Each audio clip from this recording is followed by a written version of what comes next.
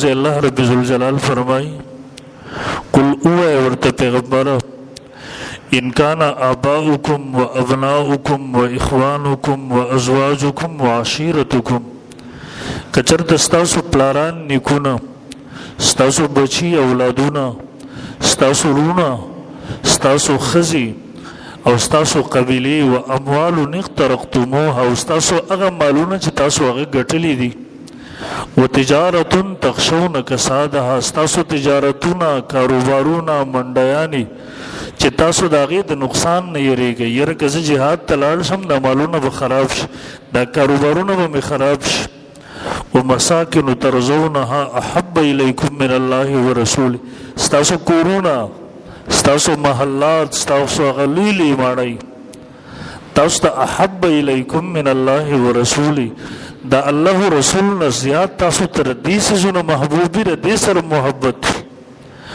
و جہاد فی سبیلی او دا اللہ پلارکی دا جہاد نر جنگ کولو نزیاد محبوب در تداسی زنوی دا دید وجن تاسو جہاد تنزی دا اللہ و رسول سر محبت نکوی فتربسو حتی یأتی اللہ بی امری بے تاسو انتظار ہوکے چی اللہ پا خپل امر سر راتلو کینی اللہ پا تاسو باندی عذاب الاولی کی یعنی دا اللہ پلارک جہاد پر خودل پا دی سر اللہ رب ذوالجلال پا دی آیات کی وعید ورکی زورن ورکی سختی ورکی چکہ کل تاسو جہاد پر خودو بیا با دا اللہ عذاب پا تاسو رازی او دا اللہ زیادہ عذاب دراتلو مختلف صورتونوی یو صورت لکہ موجودہ وقت کی چمونگ تاسو گول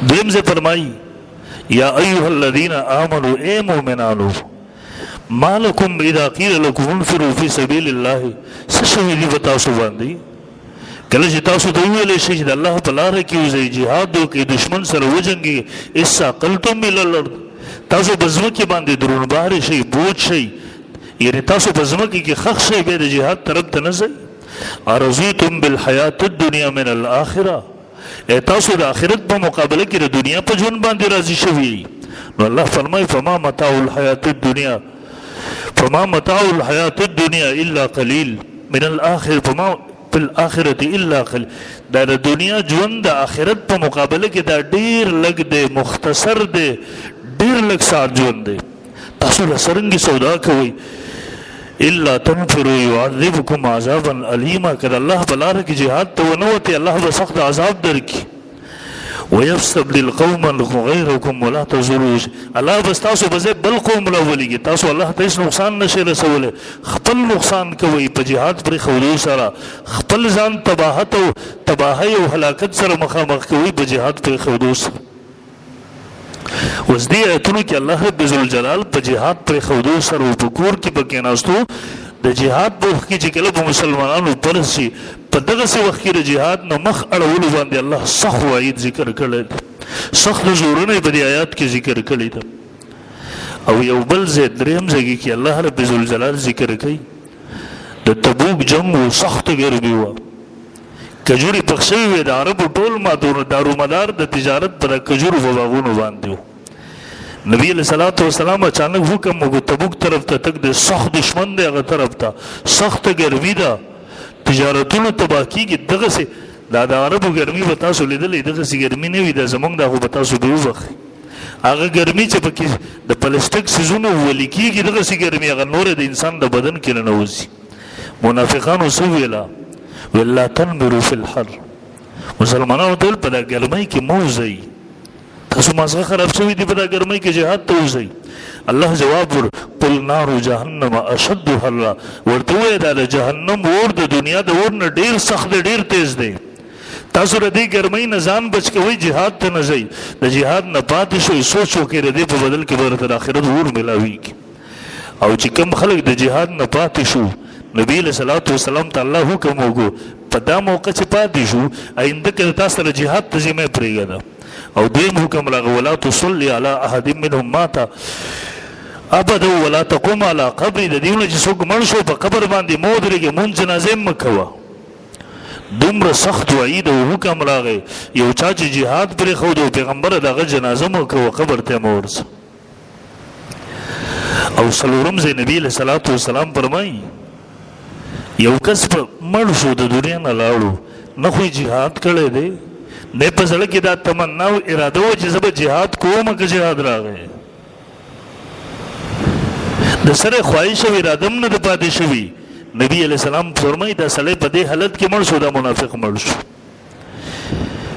من مات ولم یغزو ولم یحدث به نفسه، یو سړی مړ شو جهاد هم نه دی کړی، اراده د جهاد هم نه وه، فقد مات علی شعبة من نفاق، د سړی د منافقت په یو شعبه باندې مړ شو، منافق لاړو دنیا نو.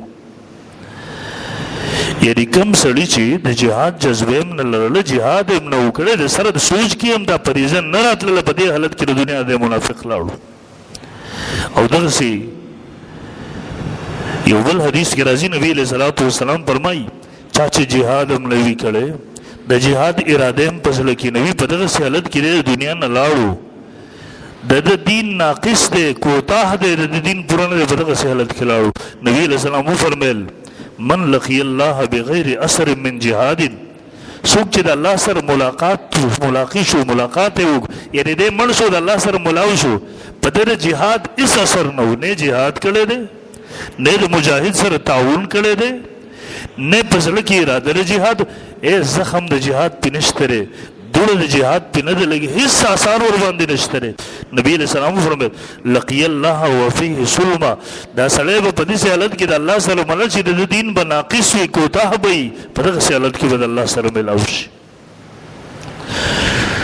او بل ځای نبي علیہ الصلوۃ والسلام وفرمیل کم قوم چې مسلمان قوم چې د قدرت باوجود جهاد پرېږدي، جهاد پې فرض شوی دی، حالات دغسې راغلي دي، مخکې جمعو کې ما تاسو ته تفصیل کړی جهاد کله فرض کېږي، بیا هم دیو د جهاد نه روګرداني کوي. نبی علیہ الصلوۃ والسلام فرمایي د مرګ نه مخکې به الله دغه قوم په لوی مصیبت کې ګرفتاروي.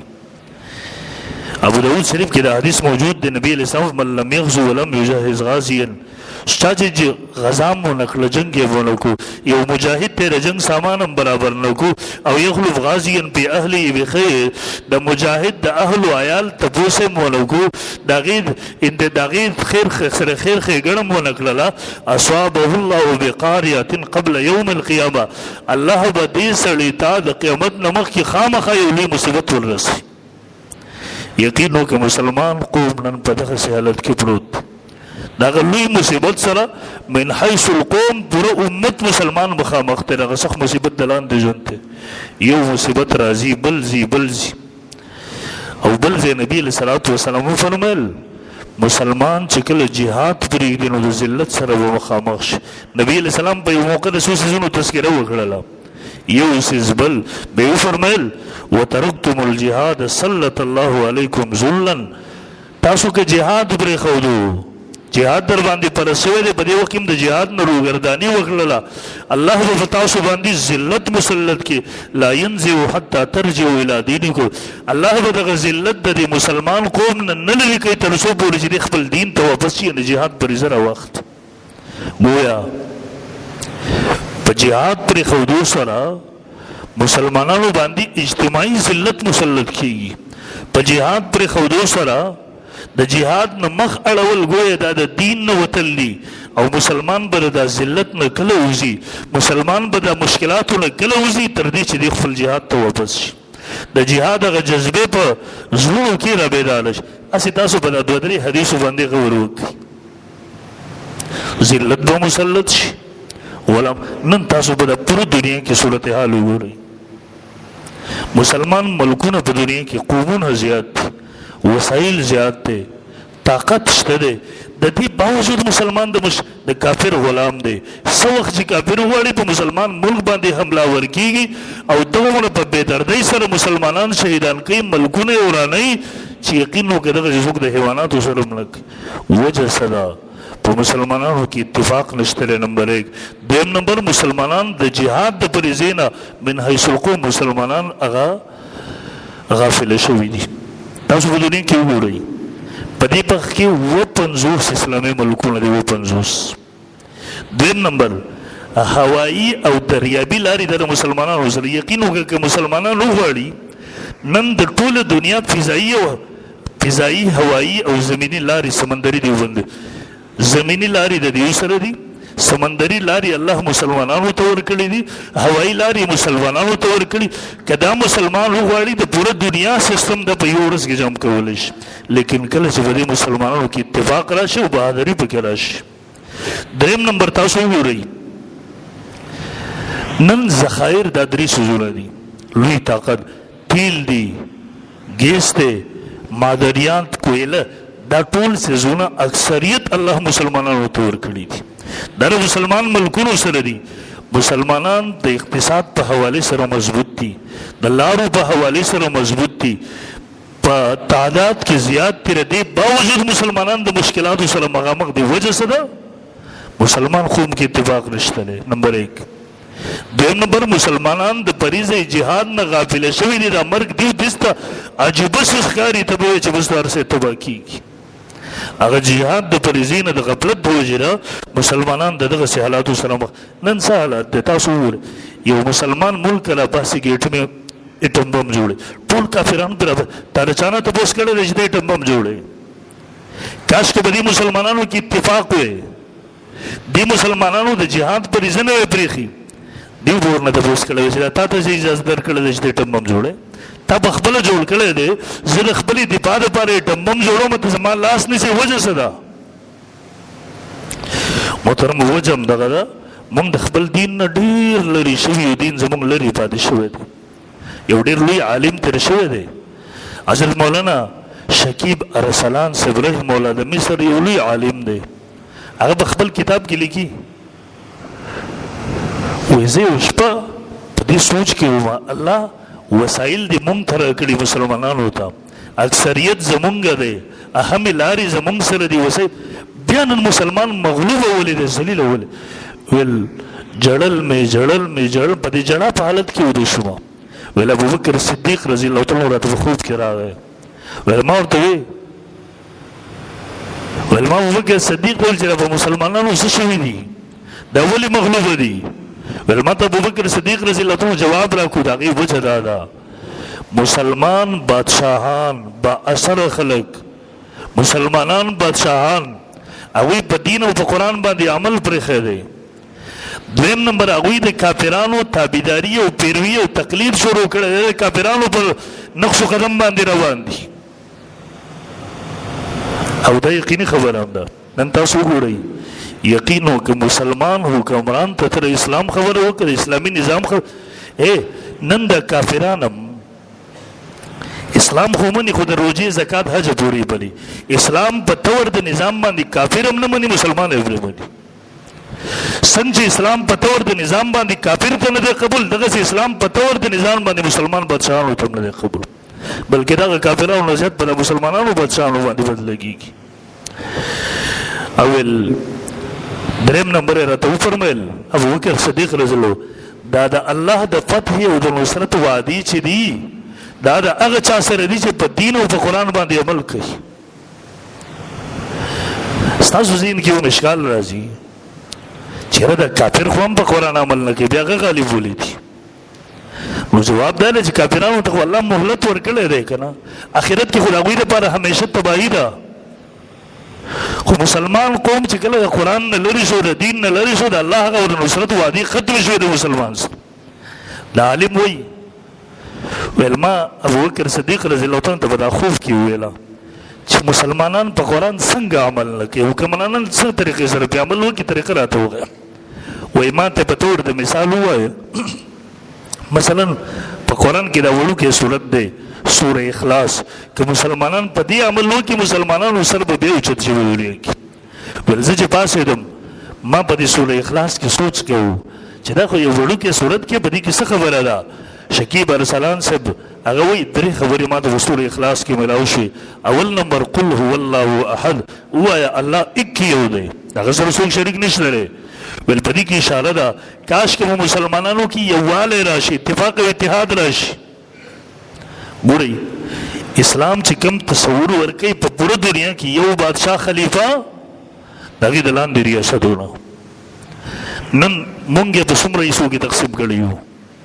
پاگی سر زمون قوت تقسیم شد. دا امریکا تاسو وګورئ دا نن په پوره دنیا کې مضبوط طاقت ته وجه ته دی. دا غي وجه دا ده د امریکې د لاندې 49 ریاستونه دي، یو کم 50 ریاستونه دا د امریکې د لاندې دا پاگی مضبوط دی. مسلمانان 57 ملکونه دي، کاش کدار را جمع شوی د یو خلیفه د لاندې وي. نن بر دینه دغه طاقت د پاسه وي د مسلمانانو. نو اول اشاره چې ما ته قرآن کې ملاو شلو مسلمانانو کې اتحاد او اتفاق نشته دی. دویمه الله الصمد، الله بی نیاز دی. ول ما وکتل چې واقعي په دې باندې عمل نشته دی. مسلمانانو کې خود مختاری نشته دی. مسلمانان په خپل خپو باندې نه ودري. تاسو به د دنیا په نقشه کې وګورئ مونږ چې غنم اخلو زاړه غنم د کافرانو نه اخلو، د هغوی نه زیاتې شي. مونږ چې اصلحې اخلو د هغوی نه چې کله زیاتې شي مونږ اقه جهاز اخلو، اقه ټینک اخلو، اقه ټوپک اخلو. دا د پوره دنیا د مسلمانانو حالت. دوایي مونږ د هغې نه مړه دا کمبل او بړستن او قالینه پورې مونږ د کافرانو نه اخلو. مونږ دومره خود مختاري د مسلمانانو ختمه شوې ده. مسلمانان دومره د تذبذب او د بد حالت سره مخامخ دي. دا خو لا پرېږده، نن زمونږ نه خپل تهذیب هم چوټې شو. تر مسلمانانو دفترونو ته ورشه، زمونږ په دفترونو ژبو کې انګریزي ژبه د بله باندې فخر کوي. اسمبلی ته ورشه، زمونږ چې کوم وزیران دي هغه به ټول لګیا دي په دې باندې فخر کوي انګریزي ژبه. لباس هم د انګریزانو شو، ژبه هم د انګریزانو شوله، تهذیب او تمدن هم د انګریزانو شو. علامه اقبال صاحب خو سے جڑا نہ ہو کڑے ول تم تمدن میں نسوالا ہو تو تہذیب میں غنود، اور ان مسلمان کو دیکھے گا تو شرمائے گے یہود. تاسو به تمدن کې نسوالای او په تهذیب کې غنود وسه ورپسې. دا مسلمانان خو چې وګوري مړه یهود هم ورنه وشرمېږي. دا څنګه مسلمانان دي؟ تر دومره پورې حالت دی. نن د جمعې ورځ ده که نه، د پاکستان یو مسلمان ملک دی، دغسې د هر ملک حالت دی د مسلمانانو. زمونږ چوټي د جمعې په ورځ نشته دی، زرکري د اتوار په ورځ ده. دا یهود او نسواراو ته تاسو ورسئ چې د دې قومي تهوارونه حکومتونه د اجازت نه ورکوي، بایکاټ کوي، دا غځې نه ځي. زمونږ مسلمان یو وړوکې نوکري وي، ورته ګیره بخرۍ په ګیره کې نشته، دی به لاړ شي د 100,000 روپو نوکرۍ دپاره به ګیره وخرئ. ورته وایي ته به د مسلمانانو دا لباس دلتې نه اچې، زمونږ مزه بس خیر بل ځای کې نوکري نه میلاویږي. زه خو د زمونږ حالت دا دی محترمو، زمونږ طور طریقې دا ټولې د کافرانو په طریقې سره. نو ویل دویم یې راته ویل دویم په دغه آیات کې اشاره او دریم لم یلد ولم یولد ولم یکن له کفوا احد. الله نه د چا نه پیدا دی، نه د څوک پیدا دي. ویل معنا دا ده الله د جنسي تعلقاتو نه پاک دی، د علاقایي تعلقاتو نه پاک دی، د خانداني تعلقاتو نه پاک دی. او اسلام هم د قومیت تصور نه ورکوي، اسلام هم د وطنیت تصور نه ورکوي، اسلام هم د ژبې د لسانیت ته د دې سبق نه ورکوي. نن مونږ او تاسو بس په قومیتونو کې تقسیم شو مسلمانان، مونږ او تاسو په وطنیتونو کې، مونږ او تاسو په ژبو کې تقسیم شو. دا پښتون دی، دا پنجابی دی، دا افغانی دی، دا پلانکی دی، دا نن مسلمانان په دغه مرضیاتو تباهۍ کې د کافرانو تقسیم کړي دي. مسلمانان خو انما المؤمنون اخوه په خپلو کې ورونه دي. ان اکرمکم عند الله اتقاکم، تاسو ته فضیلت او برتري دا په اعتبار د تقوا سره ده. په ټولو کې زیات څوک د الله نه یریږي د هومره زیات هغه سړی د الله په نسبت باندې غوره دی. ول په حدیث آیات کې جما غور وکړو دا درې سيزونه وو. زموږ حکمرانان چې وو هغه د کافرو په لاره باندې روان شو. زه د روژې نه مخکې قائد جمعیت حضرت مولانا فضل الرحمن صاحب دامت برکاته مولا علی سره ناست وو، نور کسان هم ناست وو. نو هغه فرمایل د خپل پلار کیسه کوله. مفکر اسلام مفتی محمود صاحب نور الله عمر قدو دا ډېر لوی فقیه او عالم تېر شوی دی. مفتی صاحب وایي زه هلته تللی مدینې منورې ته روضې مبارکې سره، ویل دلته خوب ګورم رسول الله صلی الله علیه وسلم راته وایي مفتی محموده خلک د تقلید نه منع کړه. زه په سوچ کې شوم چې تقلید باندې خو دا ټول مسلمانان اوس خو لاره نشته دی، په مذاهبو کې به یو مذهب تقلید کې. ویل ما ته رسول الله صلی الله علیه وسلم وفرمایل ما ته دغه تقلید نه یادوم، دا خو نس دی، دا خو نس دی، مونږ د قرآن حدیث نه دلیل پې موجود دی. زه تر مغرب تقلید یادوم، دنیا د مغرب په تقلید پسې مسلمانان ورپسې ده، د دې نه خلک منع کړه. نو ویل ویې فرمایل چې چې یو خو مسلمانان په قرآن او په خپل دین نه لري شو عمل یې نشته دی. دویم نمبر د کفر غلامان جوړ شو د هغوی په تقلید پسې ورپسې دي او یقیني خبره ده. برحال مارس کوو جهاد چې مسلمانان پرېږدي کله قدرت وي د دې باوجود مسلمانان جهاد نه کوي د الله عذاب نازلیږي. دویم نمبر په جهاد نه کولو سره کافران غالبه کېږي او مسلمانان مغلوبه کېږي لکه موجوده صورتحال کې. دریم نمبر د قدرت باوجود په جهاد نه کولو سره بدبختی راځي، ظلم راځي، ناانصافي راځي، د مسلمانانو د لاسونو نه قیادت وځي، مسلمانان مغلوبه وګرځي، د کافرانو تسلط د لاندې راشي. او څلورم نمبر په جهاد پرېښودو سره د الله چې کومې وعدې د مسلمانانو سره دي هغه ختم شي. شپږم نمبر په جهاد نه کولو سره امت ورځ په ورځ باندې د ذلت او د رسوایۍ او د تباهۍ سره مخامخ کېږي. او اتم نمبر په جهاد نه کولو سره مسلمانان د خپل منځ کې خانه جنګي او د اختلافاتو شکار کېږي. ځکه که د کافر سره جنګ وی خدا به هلته له هغه سره جنګېدلی وی، هلته چې د کافر سره مسلمان جنګ نه کوي نو په خپلو کې هغه زور د یو بل نه وباسي. بر محترمو دې وخت کې مسلمانان یقینا د بوره صورتحال سره دې وخت کې تاسو ګورئ د دې نه مخکې تازه صورتحال د فلسطین شروع. هغه فلسطینیان کورونه وران شوي دي، بازارونه وران دي، اسپتالونه وران دي. بل ورځ د اسرائیل یو اسپتال نشانه شو، چغې والې د دنیا مخې ته هله دوی خو د انسانیت خلاف ورزي وکړله. انسانیت چې کوم بین الاقوامي قانون دی هغې په عمل کو. د دې نه مخکې هم دقه اسرائیلو په دا فلسطین کې هلته اسپتالونه وویستل، اسپتالونه هم پرې نه ښودله، عوامي آبادۍ یې ویشتلې. هغه خلکو ته زمیني لارې بندې کړي دي چې هغوی ته څه خوراک سامان ورباندې راورسي هغې بندې کړي دي. نن هغه خلک الله تعالی په ایران ورپېښ کړو. ایران سره به زموږ د عقیدې اختلاف بېشکه وي، روافظ دي، هغه شیعه هم نه دي پاتې، اکثریت پکې دغسې بعضې خلک د عقیدې اختلاف ورسره زموږ په خپل ځای. لیکن اسرائیل یو دغسې جنگي مجرم دی، د مسلمانانو یو دغسې اتفاقي دشمن دی. د دې د وجې نه زموږ همدردۍ دا د ایران سره ورسره دي. او ایران هم څه دغسې نه دی چې په دې وخت کې د مسلمانانو یا د فلسطینیانو د دفاع جنګ کوي. په دې ایران کې اسماعیل هانیه هغې شهید کو، دوی په هغه وخت کې میزایل فایر نه کړله. په فلسطینیانو باندې ظلم شروع شو، سره د قدرت دیو جنګ شروع نه کو. نن چې په دیو باندې اسرائیل له پاسه راله حملې شروع کړلې، نن هغوی د خپلې دفاع جنګ کوي. ښه کوي یا بد کوي هغه په خپل ځای باندې دی، خو الله رب ذوالجلال دغه عذاب په هغوی باندې مسلط کو. خلکو به دا ویل اسرائیل چې دي که نه د هغوی سره جنګ کول او دا مشکل کار دی. نن یقین وکړه هغه یهود قرآن وایي دا بزدله قوم دی، بزدله خلک دي. هغه چغې تاسو واورئ، هغه منډې تاسو نن ټول لګیا دي د خپل ملک د وځي. یقین وکړه که دا له مسلمانانو یو اتفاق او اتحاد وکړو بیا به د دې کافرانو څه حالت وي. او نن یقین وکړه د مسلمانانو حالت دا دی، نن ټوله دنیا کافران هم وایي مسلمانان هم وایي. اسرائیلو په ایران باندې حمله وکړه، مذمت یې کوي، بد کار یې وکړو، مونږ هم مذمت کوو، مونږ هم مذمت کوو. اسرائیلو غلط کار وکړو، لیکن تاسو کله اورېدلی دي په د فلسطین باندې څو میاشت دا ظلم شروع، بربریت شروع، درندګي شروع وه، اسپتالونه یې د هغوی ویشته، جوماتونه یې ورله ویشته، عام شهري آبادیان یې ویشتلې. تاسو په دا مسلمان یا کافر ملکونو کې څوک لیدلی چې د دې مذمت یې کړی دی چې هغوی ویلي چې یاره دا بد کار شوی دی؟ یقین وکړه مسلمانانو همدغسې حالت شروع دی. الله تعالی دې زموږ په مسلمانانو باندې رحم وکړي. بهرحال عرض دا کوو د مسلمانانو د ذلت وجه په دې وخت کې بې اتفاقي د مسلمانانو کې اتفاق نشته دی. دویم نمبر د جهاد د فرضیت په وخت کې حکمرانان بادشاهان هغو کې هغوی فریضه جهاد پرېښودې ده. کاشکې په دې کې یو اتفاق وی. نن مسلمانانو کم کفر چیلنج کولی، هغوی ته په سترګو کې سترګې ورکولی. یقین وکړه که د دوی دا طاقت شوی چې مسلمان ته جواب ورکړي. او یو وخت تېر شوی دی دغسې په دا ټوله دنیا باندې مسلمانانو راج نه و کړی، په دا ټوله دنیا باندې څو سوه کاله د مسلمانانو حکومتونه نه وو.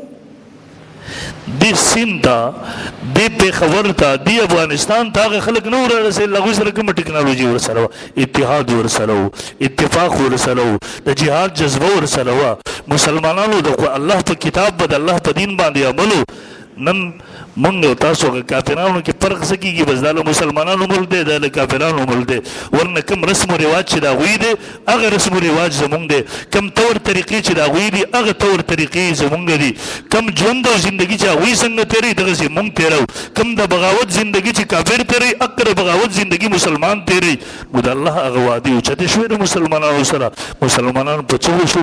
الله رب ذوالجلال دی زمونږ مسلمانانو کې اتحاد او اتفاق راولي او د مسلمانانو په موجوده حالت دی الله رحم وکړي، او اسرائیل دی الله د ذلت او د تباهۍ سره نور هم مخامخ کړي چې د ایران په لاس وي، د نورو ملکونو په لاس وي، د کافرو په لاس وي، که د مسلمانانو په لاس وي، چې همدغسې دا چغې او دا تباهي مسلمانان وګوري او د هغه فلسطینیانو د نورو مظلومو مسلمانانو زړونه پرې یخ شي. واخر دعوانا